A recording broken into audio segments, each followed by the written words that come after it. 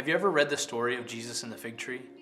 It's an odd story in the New Testament, and for a long time I had no idea really what to make of it. It all begins in Mark 11, when Jesus grows hungry and approaches a fig tree looking for food. The next day, as they were leaving Bethany, Jesus was hungry. Seeing in the distance a fig tree in leaf, he went to find out if it had any fruit. When he reached it, he found nothing but leaves, because it was not the season for figs. Then he said to the tree, "May no one ever eat fruit from you again." Now, every one of us experiences low blood sugar from time to time, but for Jesus, this seems uncharacteristic.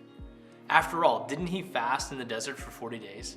He could probably handle the disappointment of not finding a fig.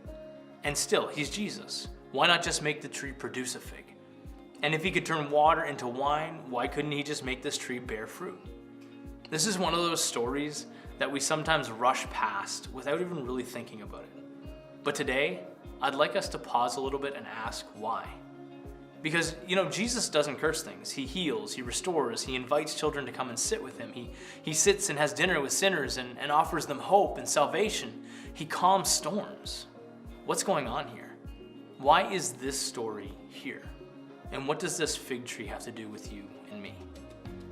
The cursing of the fig tree is symbolic of God's judgment for the spiritually dead religious leaders of Israel. But I believe that it's more than that. I believe this symbolism is extended to all believers, the church, reminding us that a genuine, real, authentic faith is way more than what we just project to the world. True living faith must bear spiritual fruit. There must be signs of it in your life. Like that fig tree, we can be guilty of false advertising. We can be hypocritical. If you say you're a follower of Jesus Christ, it should be obvious. As you grow closer and closer to people, they should see the evidence, that fruit of him in your life. And that's it. That's what the story is all about. If you say you're a follower of Jesus, it should be obvious in your life. And by cursing the fig tree, Jesus was showing his disdain for that sort of falsehood. The show of godliness or holiness without any real life change. And you know what? He wants more for us. So how do we make sure to live that kind of life? Now, what I'm about to say might seem basic, but for me, basic is what works best. We need to get close to God. As close as we possibly can. I mean, really close. Let me tell you what I mean.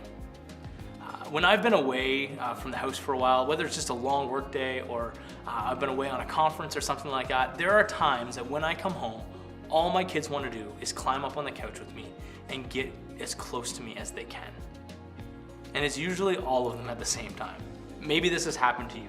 As a dad, it's a great feeling, but they can get really close. I mean, really close, really fast.